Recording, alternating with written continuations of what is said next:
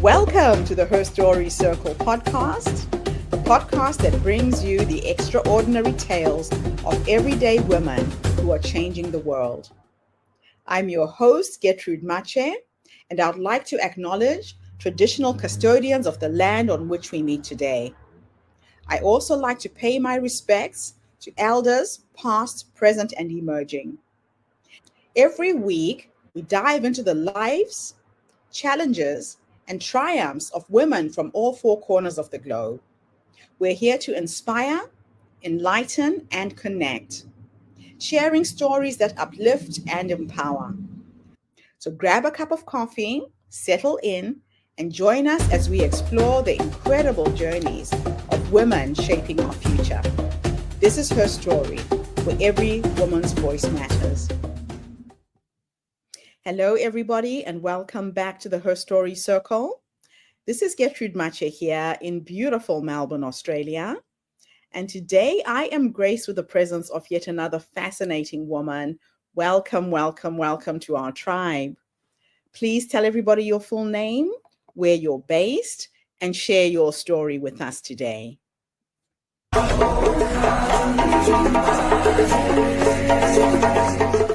Hello. I would first like to greet you, Gertrude, in Shona, if I may.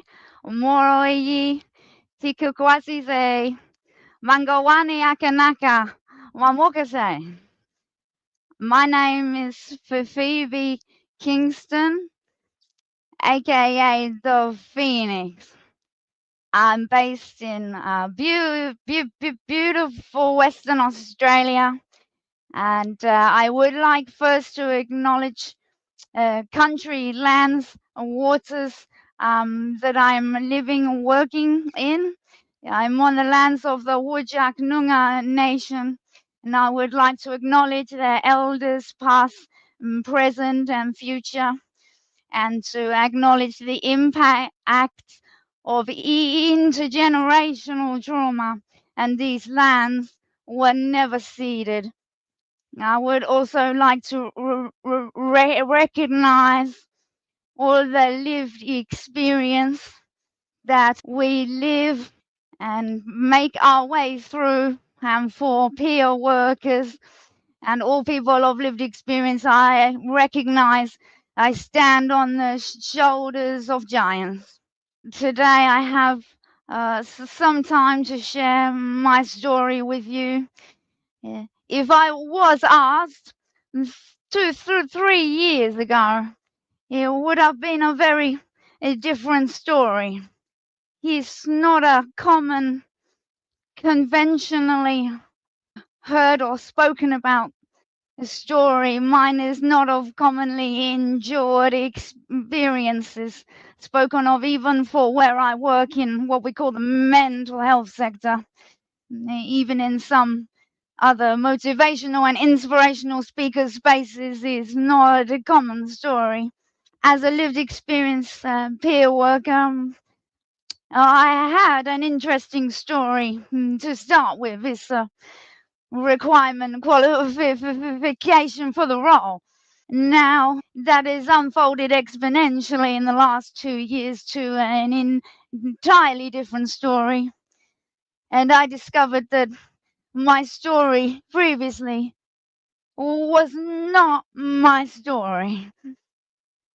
This excerpt begins in during late 2021 and early 2022, when I decided to launch a lived experience training business.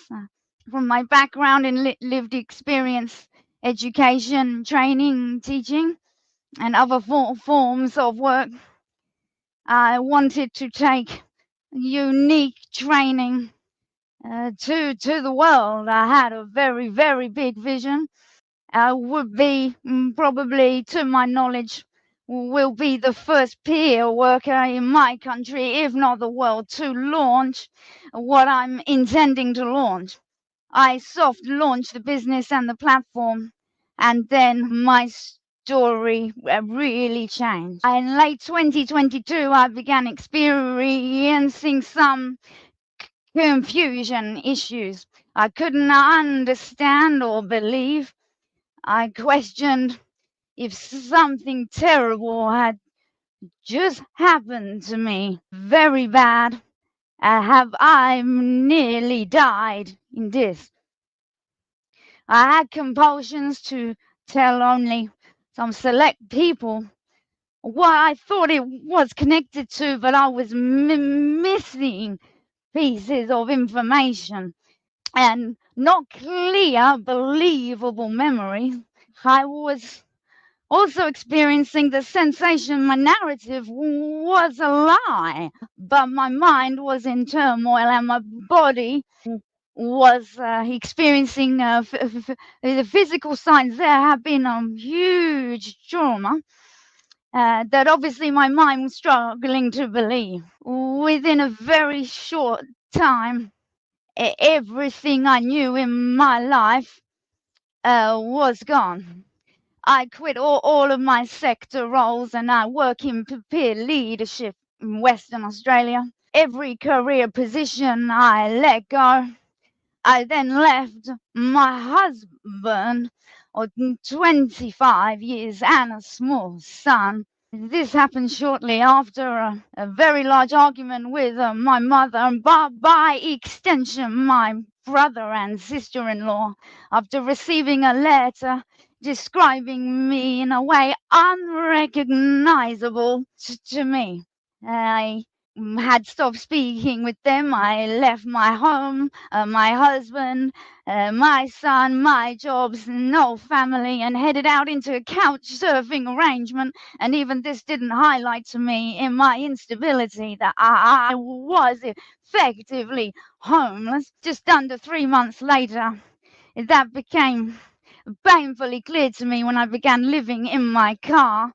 I lived in my car for 5 months. The disconnection was extreme. It then became apparent to me that I had been living with an amnesia. 40 years of amnesia began to live as to what my life has been and what I have endured. I realized I had endured about 20 years of childhood and young sexual abuse. Days of very painful memories to recover, and I didn't know that it would get worse from that point, and it did. After 5, 6 weeks of those memories surfacing and the trauma becoming so sharply present in my life, I then experienced the, could say, outbreak, but perhaps more nicely, the outsprawling of alter identities. I realized as I had what we call dissociative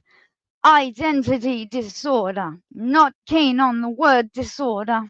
I'm a depathologizing peer worker. I teach with my colleagues against medicalizing misery, against these terminologies and biomedical approach. I had already endured knowingly many traumas and adversities, and then had trained in alternative approaches, depathologizing, anti-biomedical approaches, and I teach this at tertiary level.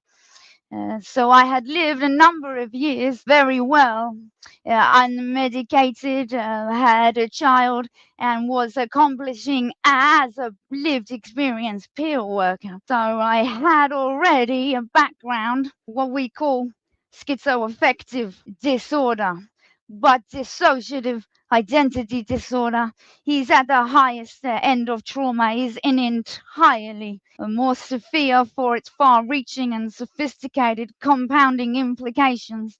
It was a bombshell to my life, and this happens while I'm living in my car. There are further parts of my story. I'm sure Gertrude will ask me to unfold how this went for me. You've had an incredible, incredible life. So, where do we start? Has being a mother influenced your perspective on mental well-being and resilience. Let's start there. You left a young child, managed to Yes, reunite with your child. Tell us that part of your story. uh, yes. Being a mother is obviously a primary role in our identity, and I continuously went back to the home twice, three times every week to see my son, pick him up from school, having to make space in the car I was living in and disguising this. I did overnights, put my son to bed, sleep in the bed with him, watch movies with my husband. We were best friends, but I had to lie about what is happening mentally and spiritually and religiously to me. So I live one life when I go to see my son, or the other times in my car is a very different story. But he was obviously a protective factor. It's the term we use in mental health. But my son was never neglected. Every day I phone for bedtime. Every second or third day I was there to school pick up, have dinner. But I had to pretend what else is happening to me is not happening to me. So, what was the breaking point that made you decide to leave the family home and try and work out what you were going through? I couldn't have known the depth of it at that point. Mm. I would use the words I had a calling, sending for, but prior to that, I had experienced a huge trauma. I had it's so traumatic physically and mentally that the memories were so jumbled. And when we learn about dissociated identities, we learn it can stay covered unrecognized for a long time. But if the person has a large stress, this will interrupt all of the memory, the repression, and it will start to show. Most people eventually end up in front of a professional that can ascertain that that is what's happened. And so that is why the confusion. But for me, the reason why the story is more complex is I was having a religious awakening and a calling at the same time. So my body, my mind, spirit, the meditations, I had to follow my instincts. I had to follow my listenings, my prayings, and I felt that I am being pulled somewhere, and it would be a horrendously difficult journey, but with the faith I knew I would not just survive, I would be ultimately successful. So I lived in a duality perspective. Oh, can you share how your lived experience shaped your approach to peer support and advocacy for mental health? Yes, so I do a lot of teaching in the profession, a discipline, social work, particularly. One of my favorites because social work underpinning is social justice. I had in my life what we call a lot of citizen or recovery capital, a good family, long stable marriage, child, good health, job. I was economically okay. I had opportunities, lots of capital. When this fell away due to the trauma and the outcoming of all alternate identities and dissociated parts of me, and in the awakening, everything was stripped away from me. I relinquished everything. And it's only when you are living on the fringes of society in a Holden arena, you realize you can become invisible. You're almost instantly because of your own disconnect to your friends, family, peer work, colleagues, services do not see me. A homeless service did come to me one time, mobile in the car park. They're still unable to reach me because I cannot understand. There's such a disconnect. And spiritually, I knew that I needed to spend time alone to do inner work. So, in Mm. terms of peer support, the thing I was most taught, several things. The connection, human connection, is vital. And Gertrude, I have previously looked into Ubuntu, which I know you love, and Yes. it is very relevant to my job, even in a westernized Yes. conventional spaces. I was not a person because I had a disconnect from people. Is Ubuntu and peer support are a married concept. And I Mm. also learned how inaccessible the so-called services are. When you're so traumatized, you cannot go there. So there was, I will probably end that answer because there are so many things that came to me about isolation, service accessibility, the foundations of peer support and problems in our system. So much I actually really learned in a deeper layer by being in the situation I found myself in. What is your vision for the future of mental health peer support in Australia? My vision essentially has remained unchanged, but due to my religious and spiritual experiences, it is now enhanced. But essentially, I am and will always be a human rights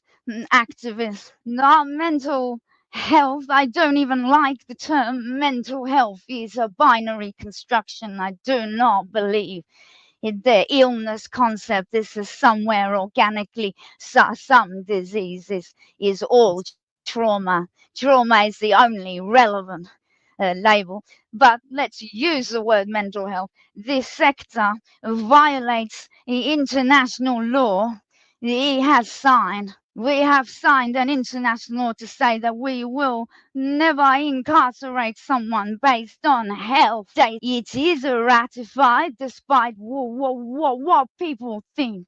And our legislation, like many Western country legislation, we can forcibly medicate and we can incarcerate. And this compounds trauma. Is not how to heal. And we must have services that understand the human therapeutic dialogical space and connectedness to walk with someone through trauma, to Mm. de-escalate certain things or to let them happen in a better way, and to listen. No prescription pads, 10 Mm. weeks with this or 5 weeks CBT. Learn how to control your emotions and fit in with the rest of us who aren't sick like you. Everything we do is either punitive or repressive or oppressive and Mm. is not humanist. So everything that I have done so far and everything I'm about to do for the rest of my life when I hard launch Warren Academy next year will be for activist, political, humanist, social, spiritual Mhm. well-being So, intentions. what unique contributions do you believe lived experience consultants bring to mental health discussions and policy making? We are the people that are on the receiving end or have been on the receiving end of these services, and we bring the real perspective of Mm. what those services bring into our life. And surprisingly to many politicians, other clinicians, executive workers, they are not bringing to our life what they think they are bringing. The entire system is delusional. People like me have often been called delusional. You lack insight. Early in my journey, you don't know. We can bring ferocity. I'm one of the more fierce representatives, advisors, and consultants. It is very difficult. The saying goes, very difficult to get someone to understand you when their job depends on them not understanding it. We bring so much truth. The question is how to get this listened to and end tokenistic engagement with us. You've contributed a lot of writing and academic papers. How does it feel to see your name as an author on academic papers, especially given your personal journey? It's incredible. Even in my younger years, a teenager, in my young 20s, I been through a lot. I never made it to university. Clever enough to do so, but with many of us, it's arrested development. We don't get the opportunity. Those opportunities are stunted because our life is so difficult. So if Mm. someone had said to me 10, 15 years ago, you will end up teaching, in university to mental health professionals, and you will write papers and you will do this, and you won't even have the degree. You will prove there will be a program for you where you will prove an academic intellect, a lived experience, talent to teach, and you will author for medical journals. I probably would have fallen over laughing. And I didn't know what my journey was going to unfold. And now my expectations for my life, my ambition, my envisioning, it has no limits. I want to take what I do to a global level, and I'm aware that I will. So, what do you hope readers take away from your publications in the British Journal of Social Work and other journals? That paper was a very innovative paper because nowhere have social work students in field work been involved in the supervisory practice with senior social workers that is facilitated by someone like me. So not just someone of lived experience, but my colleague and I are obviously high level lived experience workers with a lot of training and learning and experience. So I would hope when clinicians and others read this paper, they can understand that in their profession, when supervision is occurring, this is not effective unless they really have lived experience, their end users in front of heart and mind and all they do in a Mm. social justice context. Because often clinical supervision turns into what's your caseload? How are you doing? Do you need annual leave? Did this person get this referral? It comes to a technical management of the supervisor, of the social worker by a supervisor. They often talk about people like me, but Mm. they talk in such a way they are behind closed doors.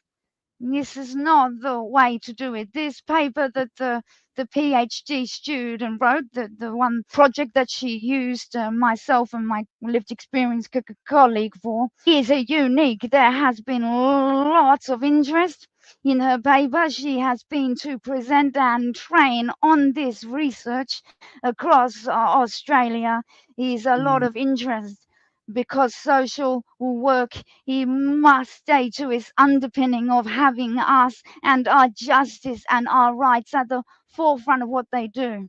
And if this does not happen in supervision, then that's not good Now, enough. being diagnosed with schizophrenia has its challenges. It comes with a lot of stigma. Tell me what that experience has been like for you and Yeah, destigmatize this condition. Yes, schizophrenia, like the dissociative identity disorder, and bipolar, and particularly BPD, borderline personality disorder. It's a bad rap. The stigma is intensive because it's actually dehumanizing. There's often a view we're a risk to others, we're dangerous, we will always have to live a certain way, we can't contribute. We need medication, which is chemical institutionalization. There are views that we are very much other, second class citizens. Now, I had some years ago studied at college here. I had already done so in England. I studied here to go to medical school. I'm intelligent. I can study. I have strengths. I am not other. I'm a human, the same. But because of my experiences, I was terminated from my employment on 2 occasions because they discovered my diagnosis. At one point, I was only making sandwiches, but I was applying for medical school. There is a view of us that we don't do achieve. I was achieving because I escaped mental health services. The stigma is massive when you need the job because you've been out of work so long, being unwell, and you need the income, and you actually want to be a taxpayer and be Yeah. normal, and you are viewed as that you are not capable to make sandwiches with all that I am and all that is behind me, not good enough. Get So your let's finish our interview with two questions. And it's going to be a bit of a thought experiment. In the one, I'm going to take you into the past, and we're going to go and have a conversation with the younger you. This young woman who found herself at a precipice, at a crossroad, where she had to make a choice to take charge of her own life or die. If you could go back and give her 3 nuggets of wisdom based on what life has taught you up until this point, what will those 3 nuggets of wisdom be? this is good. You put me on the spot, and I love this because I have 3 things clearly in my mind immediately. I will say to my younger self that you should never, ever listen to no. And if you hear no, and it's something you really want to do, then you don't listen to know. You will always be okay with yourself and in life if you never stop trying. That's what gives you who you are. And when that makes you who you are, then you cannot fail. The second thing I say to my younger self is to never try to change who you are, to know that you are perfect as you are as long as you're trying, and have awareness. There is nothing that you need to change so deeply and inherently for other people, for jobs, for work, for money, or for friendships. You must stay as you are, and all the right things come to you. Do not change. You can improve some things and some you won't. Some you will be successful. You, as long as you are aware that you're not perfect, then that is your perfection. Be aware.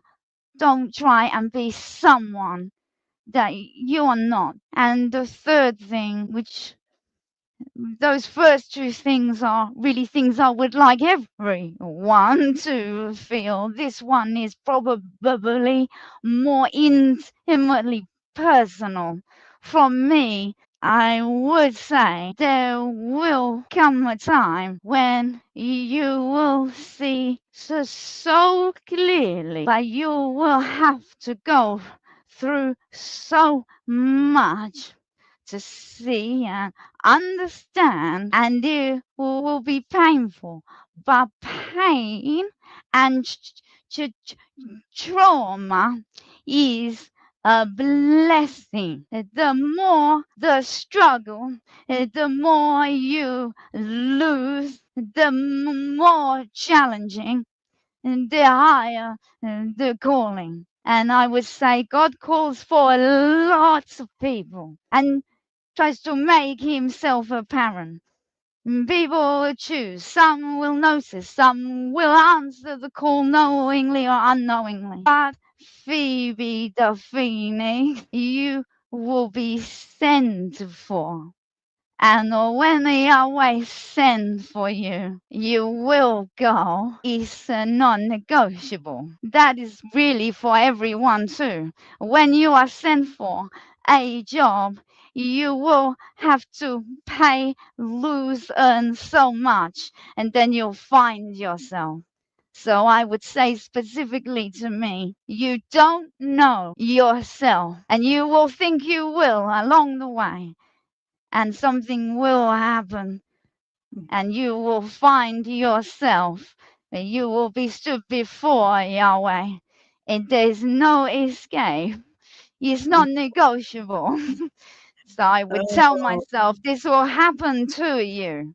It happens to some. well, it sounds like you have certainly been through the fire, Phoebe. You've come out on the Mhm. other side as the phoenix, and now you're launching this academy.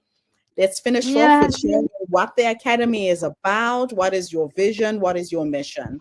I've done much work building the platform already. It's pages, it's warrens and rabbit holes and tunnels. There is much in there. The first course, it's just self-advocacy, because it will be a passion that the first thing I offer to my peers, humans, is how to self-advocate in this system. The paid version is not fully completed yet, my authorship, but the free version is already there. It can be accessed now at www.thewarrenacademy.com. But the vision for this is so much more than what would be called an online training school. I prefer the word exploratory platform. I want to hard launch and begin tracking Warren Academy towards a very high caliber, globally recognized name in high caliber lived experience training that is for peer workers, service users, support persons, other members of the community, and clinicians and administrators. There will be now, as per my re-envisioning, spiritually based components, some courses that will cater for this. Warren Academy will be about exploration, founding charities, creative arts and expression, also academic presentations, international shows and global tours. I want to forge health and disability sector alliances, advancing mental health sector activism, multi-genre authorship, contributing to theological debates, political change, human rights activism, education, and even some scientific theory. I want some involvement, and one day I will march with my rabbits to the UN Assembly, and I will present there fiercely. Thank you so much, Phoebe. Thank you for coming online and sharing your story with us today. Absolutely inspiring. Tatenda. Oh, Maita Henyu. Is this oh, correct? very correct. Satenda Shukuru. Thank you so much. And thank you to Tatenda. everybody who tuned in today. The Her Story Circle is not just a podcast. We are a social impact movement that brings you the stories and voices of women from all over the world. We share our stories and experiences to uplift you, inspire you, energize you, but most importantly, to take you from where you are now to where you're trying to go. So tune in again tomorrow when I interview yet another amazing guest. In the meantime, have a fantastic day, morning, or evening, wherever you are in the world. And Phoebe, thanks again for this interview.